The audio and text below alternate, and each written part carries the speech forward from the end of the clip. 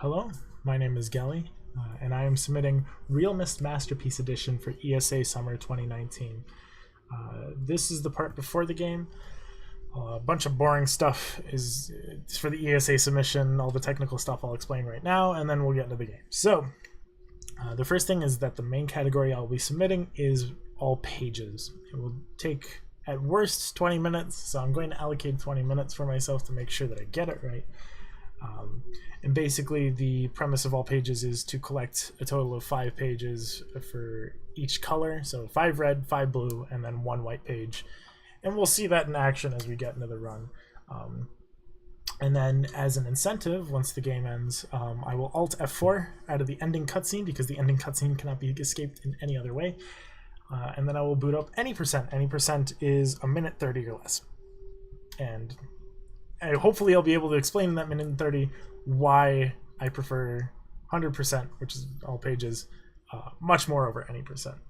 But that's all boring, that's all stupid. Let's get into the real meat of the game. So, the game starts once I'm in the age, and all, because basically what happens is a bunch of menus pop up, as we'll see here. Blah, blah. Okay, so it'll start on first movement that it allows. It's the first frame of control. So I'll be able to count it down. It's pretty simple. So 3, 2, 1, go. So to explain, this is realMyst Masterpiece Edition, which came out in 2014. It is a remaster of a remaster. To explain the sort of history that's going on here, Myst came out in 1993. It was a point-and-click adventure game, one of the most revolutionary computer games of all time. Just a second, I'm counting. Counting is hard. It was one of the most revolutionary computer games of all time, and basically brought Cyan into the limelight and allowed them to make a bunch of sequels. In 2000, they made a remaster called realMyst, which allowed you to explore the world not through point and click, but through WASD. That received a much more mixed response because it was ugly as sin, but you know, we all make mistakes. And then in 2014, upon the 20th year anniversary, Cyan decided to package both games into one, and that's what we're experiencing now. So I think this is sort of the ultimate Myst experience, in my opinion, which is why I'm playing it. So to explain what the category is all about, all pages, what I'm going to do is I'm going to collect a total of 11 pages, 5 red, 5 blue, and 1 white. So the point of the colors, if you will let me, give me a sec.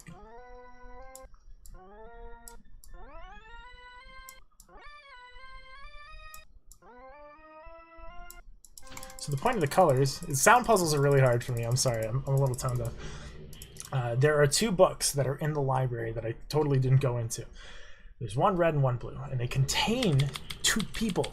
The red one contains Cirrus, and the blue one contains Akinar, and they're both trying to convince you to save them from their books, to retrieve pages that will allow them to finally be freed of their shackles, and they will reward you handsomely should you do it. But don't save the other brother, and don't never touch the green book. We're going to touch the green book. In fact, we're going to almost save them both and then proceed to touch the green book. So I just received the blue page, and then I'm clipping out of bounds here. I will explain that when I get the chance to. It's very complex, so I'm just going to let you sort of bask in the glory of this visual nightmare. It's wonderful. It's wonderful. I just don't have time with all of the history that I gotta explain. Alright. So, you may have witnessed a lot here. It turns out this game is very technical, and I love that part about it. Basically what I just did was I skipped a puzzle, and then I skipped 4 minutes of cutscenes. So that is the Selenitic Age. I will explain this in detail. The Selenitic Age is a desert age that is based on sound. So all the puzzles are based on sound. And sound sucks. I hate sound. I'm tone deaf. It's a problem. So instead what I like to do is I abuse the interaction between realMyst and Classic. So the first thing to explain is that the way Classic operates is that your character moves from node to node. And these nodes are predetermined in the world that we operate. So for example, if I click, you know, it sort of turns me around and moves me from node to node. If I am in free roam using WASD, it will, and I switch back to Classic, that is called a C jump, because what happens is it picks the closest possible node, and sometimes that's really weird. So what's going to happen here is I'm actually going to switch from free roam back to classic, back to free roam. So I basically corrupted the node, which allowed me to clip out of bounds in free roam. I then clip into a tunnel. I'm going to open this door, use the port properties of that doorway to clip out of bounds, and then I'm going to save. And saving lets me fall faster because it like shortens the FPS or something. I'm going to unload the world above me, and then I'm going to C-jump. And it turns out that the closest node in Classic is the end of the puzzle. And that is the entirety of Selenitic. I made 2 visits, I got both the pages, never going back. Hope y'all enjoyed, because we're never seeing it again. It turns out that's actually the second longest stage in the game. Although, due to a lot of the tech that I just showed you, it might not be anymore. Some of that is very new, like 2 days ago now. So next what we're going to do is Channelwood. Channelwood is a land of tree houses and trees. So you can see this is actually a tree elevator. Oh man, hold on, I gotta switch to free roam. So the way that you're intended to do this is that the tree goes up and then you bring it back down. What we're actually going to do is we're going to hop into the polygons that are on this tree, which are weirdly sticky at times, and then for whatever reason it just sort of lets you clip through after 6 rises. And we don't have to bring the elevator back down. When we come back for the second visit, we're actually going to bring the elevator down instead of up. So that clip saves a little bit of time in terms of routing. So this is Channelwood. The way Channelwood works is you have to route water to particular places to power elevators, to power bridges, a bunch of complicated stuff. There's actually 3 stories to this, basically. We're on the 1st floor, there's like a 2nd and a 3rd floor, and we need to make it to the 3rd floor to grab the pages. It turns out, I'm going to use this, so I'm going to be a little bit quiet, but I'm going to clip out of bounds here. It's very difficult. There we go. All right. And then, for whatever reason, the closest node is on that 3rd floor, and I can grab the page. From here, because I never used elevators to get up, there is an absence of an elevator over here. As you can sort of see, where this rope would be, there would normally be an elevator. So I'm just going to run off the level, and then I'm going to C-jump to the area below so that I can more quickly make it to the next part. The next thing that I'm going to do is, using the valve that I turned, I'm going to be able to lift a bridge up, which is kind of cool. Although, I mean, we're not going to see the animation of it, so boo-hoo. But then we're going to go back, flip a valve, and that'll let us go on the elevator. And that'll take us to the end book. Now, as it turns out, the red page is structured very similarly to what I just did, except I do less things. So instead, I'm going to elect to use this time to explain why I'm submitting this game and why I love it and why you guys should accept it. So ever since I was very young, I've had a very close history to Myst. My parents lived in Spokane when Riven was being made. Riven was the sequel to Myst. So we've always had sort of a close tie to Myst since I was very young. So I had memorized like the Myst layout since I was, in middle school. And then I found out about speedrunning in late 2015. And I was like, wow, someone should speedrun Myst. And then I saw the Any% run by Arcarian done in 2011 at a GDQ, and I was like, well, that's boring. Certainly there should be like a longer category, and it turns out there is, and it's all pages. Although I thought at the time it was all endings. So I checked out SDA first, Speed Demos Archives in 2015. What an anachronism. And then I moved on to speedrun.com, and there was one guy who had ever done a run. It was 35 minutes long. Shoutouts to WMD88. Rest his soul. I have not seen him in a very long time. But he sort of inspired me because I'm like, well, I could do that. And then I had the world record, and I was like, that's amazing. I had a 32-minute time, and I'm like, well, where can I go from here? I moved on to a 3031, which is my most viewed video on YouTube, and I'm like, that's really cool. But I hate parts of these games. Like the Maze Runner section that I skipped, that's 8 minutes of that run. And I thought, well, can I skip some of that? Can I find a way to like clip out of bounds and stuff like that? And it turns out I'm actually pretty good at that. So, oh shoot, this is a hard hardest thing I've ever found in the game because it requires being very accurate, and I'm always a touch shaky. Give me a second. There we go. That's probably good enough. Okay. So then I was like, okay. Oh, I don't need to go that way. Sorry. So then I was like, okay, what can I do next? And it turns out over the summer of 2016, I found a skip for Maze Runner, and I'm like, oh my gosh. And then I got a 20-minute run, and then I got a 1906, and I'm like, wow, this is awesome. What else could I do? And then I got an 1839, and I'm like, that's it. I'll never do better than that. And that was 2 years ago. Very recently, I decided to. Oh, I might have messed that up. No, we're good. Okay, sorry. So it was 2016. 1839 was the record, and I'm like, okay, I'm gonna submit this to ESA. I'm gonna work really hard at this. And there were still sections of the game that sucked, and I hated it. So I was like, what if I could skip these? In the past 3 weeks, the run has gone from an 1839 to a 615, and there's enough time saved to bring it down to sub 1530 pretty reasonably. And unfortunately, I'm the sole proprietor of the run, so I hope that this will allow more people to be interested and help me bring this down and down and down. Anyways, that's channel work. Sorry to wax on ad infinitum about me. Enough about me. Let's go back to the run. So the next part we're going to is the stone ship. Quick thing about this, due to a very recent patch, if I hop onto the ship too early, I have to fall through. Turns out that's the fastest way to do it, but I always thought that was sort of silly. So the way stone ship is structured is that to solve it, you have to pump out water, because the entire place is flooded, so there's only 3 pumps available to you. So normally what you do is you pump out this lighthouse and get a chest and get a key and unlock this this hatch to power a generator. But it turns out that you can turn the generator through the floor, which I always thought, which always brought me a lot of joy. So anyway, oh, I turned around there. So that's one of the things about classic mode, is that if my mouse strays too far to one direction, the map that I'm using, you know, to figure out where to go from one place to another, just sort of gets really wonky. It's not because I suck at the game, it's because the game is very much more precise. And I never really got the concept of go slow to go fast. So I just solved the puzzle.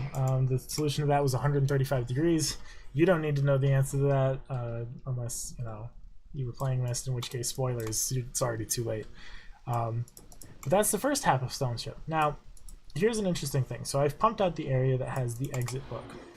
Now, normally, if I were to enter the stage normally and do everything normally, I would have to unpump the brothers' rooms, grab the blue page, and then unpump the exit book. But it turns out I can skip that using weird nuance in the game. And it involves saving. Unfortunately, I didn't end up clearing the saves at the beginning of this run, I don't think. Yeah, okay. So I'm going to make a save here. Just ignore the other save. Oh no, that's totally kosher, I think. Whatever. We'll see. So what I'm going to do is, well, first I'm going to fall through the boat, as is a standard. And then while transitioning, I'm going to load the save.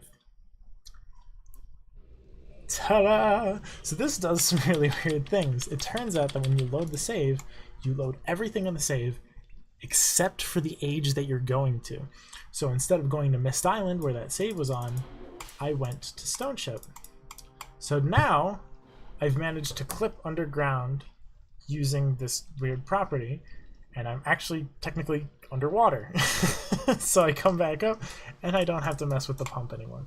That is the Sage glitch, and I called it that because I'm stupid clever boy who decided to bring together the words save and age and, you know, into Sage. But that's Stone Ship. Very nice. It turns out that when you come back, it sort of throws you out of whack. So I have to reset and then go over here. And now the last stage is mechanical, and I'm actually going to sage into it at the first possible time. And now I'm going to do very similar for Mechanical. Mechanical, it's really unfortunate the way that they structured Mechanical. They put the end game puzzle at where you would normally expect to spawn in. So it turns out that the normal way to get the solution of this puzzle is to like turn the level around, and it's really rad. But it's a pre-baked solution, so we don't get to do any of that. We're not forced to do any of that. So that's another one of those sort of bittersweet things. 1, 2, 1, 2, 3, 4, 5, 6, 7, 8. And it's another sort of bittersweet thing about this game is that you get to see, even as I'm doing it this way, where I'm collecting all the pages and everything, I don't get to see quite as much of the world as I'd like to. But that's okay. That's sort of the trade-off they have to make in speedrunning. So now for blue, we're actually not going to sage in. This is actually due to the fact that we need to flip a switch up here, and if we did a sage glitch in, it actually wouldn't save the direction of that switch. And then we're gonna go grab the blue page and leave. So now I guess is the most opportune time to explain the ending of the game. So we have to make a really difficult choice. We have to either pick Cirrus, who's a jerk, Akinar, who's also a jerk, but he's a brutish jerk, so it's a little different, or look at the green book that... Oh, I messed that up, sorry. It turns out that this game gets a little wonky, don't worry about it. Or we have to pick the green book that both of them tell us to not look at.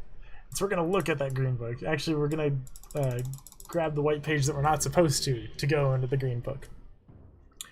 And this saves their father, and it turns out that they both trapped their father, and then they tried to go into these trap books, and it turns out that if we were to save either of them, we would be trapped in their books instead. So we're not going to do that. We're instead going to go grab this white page, which it turns out it was at the beginning of the game the whole time, and it explains why any percent is like so damn short. We're going to go into the fireplace here. They explained to us what the fireplace code is. Ready to go.